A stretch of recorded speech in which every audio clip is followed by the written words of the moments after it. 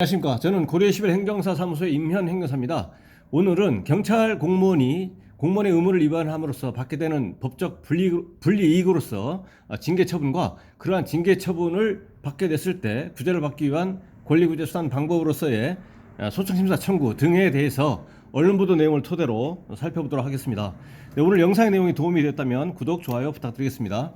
먼저 제목을 보시면 이용구 폭행 봐주기 수사 의혹 전 서초서 형사과장 정직 2개월이라고 되어 있습니다. 그 내용을 보시면 봐주기 수사 논란이 일었던 이용구 전 법무부 차관의 택시기사 폭행 사건과 관련 당시 서초경찰서 형사과장이 정직 2개월의 징계 처분을 받은 것으로 확인됐다. 경찰은 수사 당시 법적 문제는 없다고 판단하면서도 관리감독 책임을 물어 이같이 징계한 것으로 알려졌다. 여기서 이용구 전 법무부 차관의 택시 폭행 사건 관련이라고 되어 있기 때문에 이 내용이 이 보도기사의 하단에 있습니다. 먼저 이걸 보시겠습니다.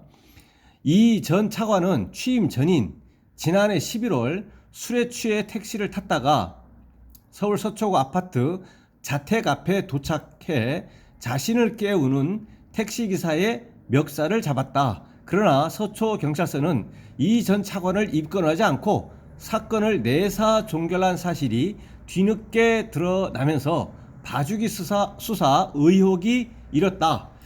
네, 그러니까 수사를 하지 않았고 멱살을 잡았다는 자체, 이거 자체는 일단은 폭행에 들어가고 이 택시 기사이기 때문에 택시 기사의 그 운전 중에 운전 행위와 관련한 그런 그 폭행이라면 이제 운전자 폭행이 됩니다. 단순히 멱살만 잡았다라고 한다면 이제 형법상에 있는 이제 단순 폭행이 돼서 피해자가 그 가해자에 대해서 처벌을 원하지 않는다 해서 이제 반의사 불벌 이러한 그 표명을 해버리면 처벌을 받을 수가 없는 거죠. 이제 단순 폭행죄의 법적 성격이 그렇다는 얘기입니다. 그런 것이고, 근데 택시 기사가 운전 중에 운전 행위와 일련의 운전 행위와 관련한 사항이라면 이제 운전자 폭행이 됩니다. 운전자 폭행이 돼서 이거는 일반 그 형법 적용이 되는 것이 아니라 특정범죄 가중처벌법 특가법의 적용을 받아서 설사 피해자하고 합의가 돼가지고 피해자가 가해자에 대해서 처벌을 원하지 않는다, 반의사 불벌 이것을 표명한다고 하더라도 형사처벌의 대상이 됩니다. 그래서 택시기사의 당시에 멱살을 잡았던 것인데 경찰에서 공식적으로 입건을 하지 않고 내사 종결한 겁니다. 내사는 입건하기 전 단계인데 경찰의 내부적으로 이제 조사 단계를 거쳐가지고 형사 처벌할 수 있는 수사로 개시할 만한 사항이다 그러면 입건하고, 그렇지 않으면 이제 내사 종결해서 이제 끝나는 거죠. 이게 수사 사건화가 안 되는 거죠, 사실상. 내사 종결한 사실이 뒤늦게 드러나면서 봐주기 수사 의혹이 일었다. 당시에 실제 특가법 위반을 해가지고 처벌 받을 수 있는 그런 사항인데 내사 종결했다는 얘기입니다. 경찰에서 당시 이 전 차관은 고위공직자범죄 수사처장의 유력한 후보로 거론됐었기에 경찰이 정부의 눈치를 보고 있다는 지적이 잇따랐다. 특히 반의사 불벌죄인 단순 폭행 혐의를 적용했다는 사실도 알려지며 논란이 거세졌다. 그래서 최초에 입건 자체를 하지 않고 내사 종결됐었고, 다음에 단순 폭행으로 이제 처음에 최초에 적용했었다는 거죠. 그러니까 실제는 이제 특가법 위반으로 해서 이제 검사가 이 사건에 대해서 경찰이 사건을 검찰로 보냈고 검사가 특가법 위반 운전자 폭행으로 해서 이제 재판에 기소한 걸로 기억하고 있습니다. 네, 이런 내용이었고요. 이제 이용구 전 법무부 차관의 택시 폭행 사건 관련은 3일 오늘입니다. 문화일보 취재를 종합하면 경찰청은 이 전 차관의 택시 폭행 사건 지휘 라인에 있었던 A 경정에 대해 지난달 27일 징계위원회를 열고 정직 2개월의 징계 처분을 내렸다. 정직은 파면, 해임, 강등에 이어 수위가 높은 징계에 해당한다. 파면, 해임, 강등 이게 중징계고요. 파면, 해임, 강등. 그다음에 정직까지가 이제 중징계입니다. 감봉견책은 이제 경징계이고, 그래서 여기서 정직 2개월 했다는 얘기입니다.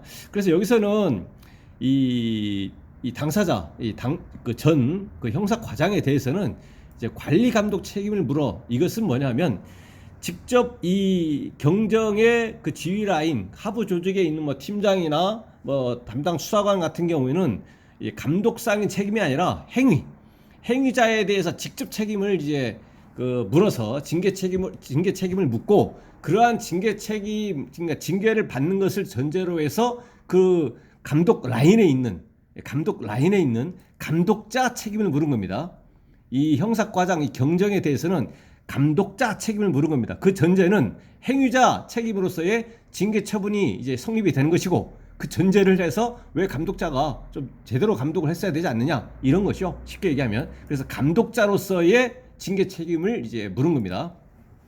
이번 징계는 경찰 공무원 징계령에 따라 일정 절차를 거쳐, 일정 절차는 경찰에서 정확하게는 여기서 그 경찰청에서 이제 징계 의결을 한 것이고, 이제 경찰기관장이 이제 징계 처분을 실제로 하게 되는 거죠. 일정 절차를 거쳐 인사처분이 확정되는 대로, 뭐 그대로 거의 되죠. 확정되는 대로 당사자에게 최종 통보될 예정이다. 최종 통보는 징계처분 사유 설명서라고 하는 것을 당사자한테 우편 송달이나 직접 교부함으로써 하고, 그것을 송달받았을 때 징계처분의 법적 효력이 발생합니다. 징계처분 사유 설명서, 기관마다 좀 명칭은 다른데요.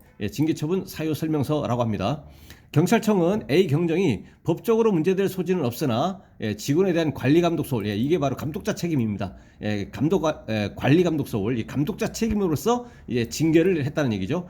관리 감독 소홀 등으로 징계 처분이 합당하다고 판단한 것으로 정해졌다. 그래서 이제 경찰청에서 징계 의결을 했고, 이제 절차를 거쳐서 징계 처분을 하면 이제 당사자 A 그 경정에게 징계 처분 사유 설명서를 송달하면 또는 직접 교부하면, 그 A 경정이 그걸 딱 받아버리면 징계 처분의 법적 효력은 이제 법률상 이제 완성이 되는 것이고 효력이 발생하는 것이고, 그러면 A 경정은 징계 처분이 이제 된 것이고, 그에 대해서 이거를 이제 그대로 30일이라고 하는 불복 기간이 있는데 그대로 이제 놔두면은 이것은 확정이 되는 것이고, 이에 대해서 이제 불복하고자 한다면 30일 이내에 소청심사 청구를 인사혁신처 소청심사위원회에 이제 제기를 해서 그 징계 불복한 그 소청심사 결과에 따라서 그 감경이 되거나 그 이렇게 권리를 구제받을 수 있습니다. 그럼에도 불구하고 본인이 원하는 그런 결과가 나오지 않았다라고 한다면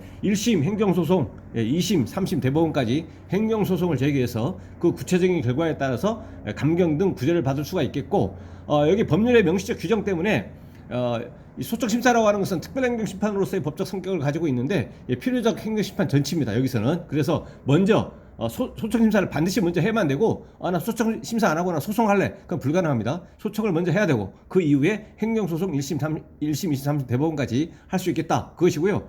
소청심사에서는 A 경정이 감경 등 권리구제를 받아버리면 그것으로서 끝나는 것이고, 확정적 권리구제라고 해서 끝나는 것이고, 상대방이 피소청인이 우리 인정 못하겠다, 소송하자, 이렇게 못한다는 얘기입니다. 근데 A 경정이 소청심사 결과에 불복해가지고 소송으로 가게 되면 소송 단계에서는 원고하고 피고 양 당사자 모두에게 항소권과 이제 그 상고권이 다 있습니다. 그러니까 2심에 항소를 할 수도 있고 3심 대법원에 이제 상고할 수도 있다는 얘기죠. 그래서 양 당사자에게 이러한 상소를 할 수 있는 권리가 다 있기 때문에 소송에서 설사 1심에서 이겼다고 해도 꼭 이기는 것은 아니다. 왜냐?